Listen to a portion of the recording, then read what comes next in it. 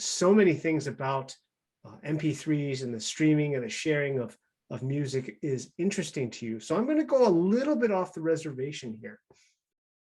As you said in our podcast, we've now entered a new model of how musicians and the music business exists, really.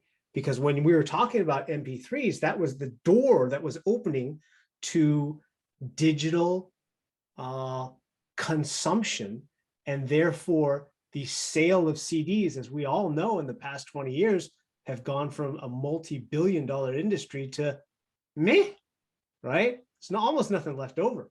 So now the artists have moved over, and their revenue stream is concerts, live events.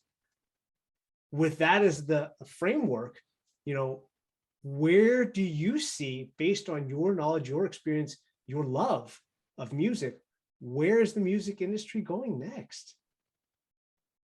There's going to be a lot more collaboration across the world.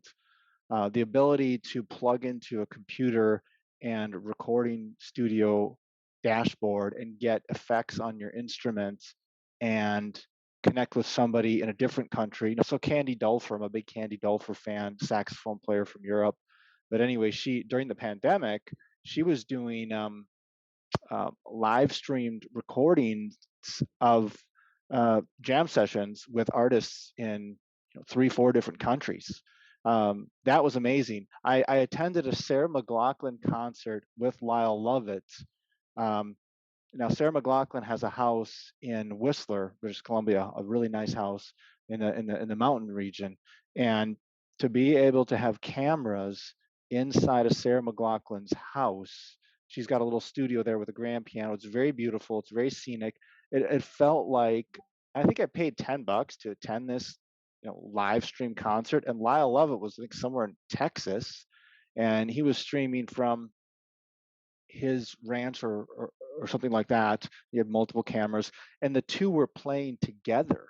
They were playing together, so there was an engineer somewhere via some software mixing it, and they were playing together real time, and it was just so organic. And then to just to see Sarah talk to us, the audience, just like I'm talking to you, to see Sarah talk from her home, and to see Lyle talk from his home, and it felt very intimate. And I think we're going to see more things like that. This intimate concert experience.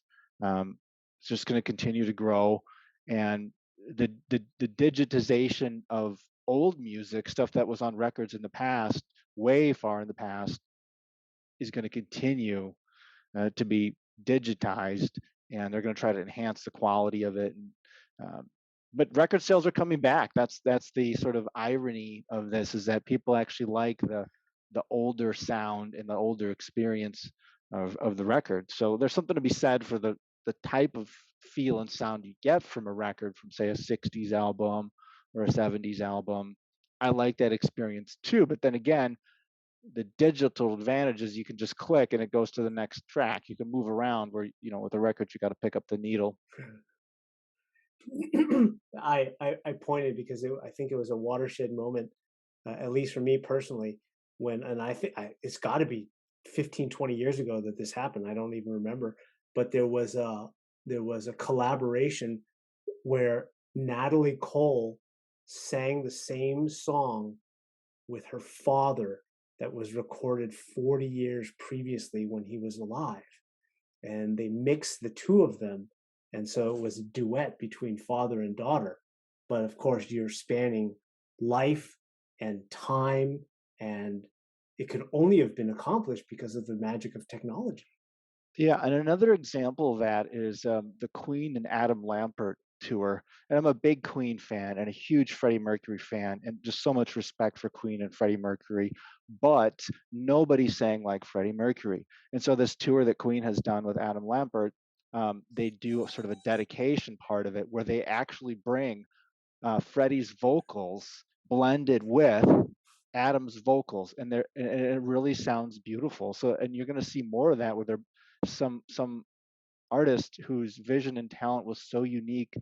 In a couple of points in the concert, they're going to blend that or let that shine through with the other live musicians. And I've seen that a few other times. And when it's done tastefully, it really works well. And with the mixing technology and how good speakers are, and how good they can walk around the arenas with an iPad type device with a mixing console on the iPad, and go in different parts of the arena and pick up, and it has microphones connected to it, and pick up the different frequencies, to make sure they're avoiding for bleed, or make sure they're avoiding for feedback, or making sure that this section sounds good, and that this section sounds good. Typically your best seats at a concert are right by the mixing board, right? Because that's going to be where the best sound typically is. And when I go, I try to be pretty close to the mixing board, because I know that's usually where the best sound is going to be. But speakers, mixing equipment, remote um, sensing equipment, microphones, EQing, effects, all that stuff is just way, way better than where it was before. Mm, fascinating. Thank you for this bonus content. Always, even when it comes to speaking to technologists, we all have different loves outside, and somehow they always manage to blend with each other. So thank you for your viewpoint. It's fascinating. Oh, thanks so much, Jeff. Happy to support what you're doing.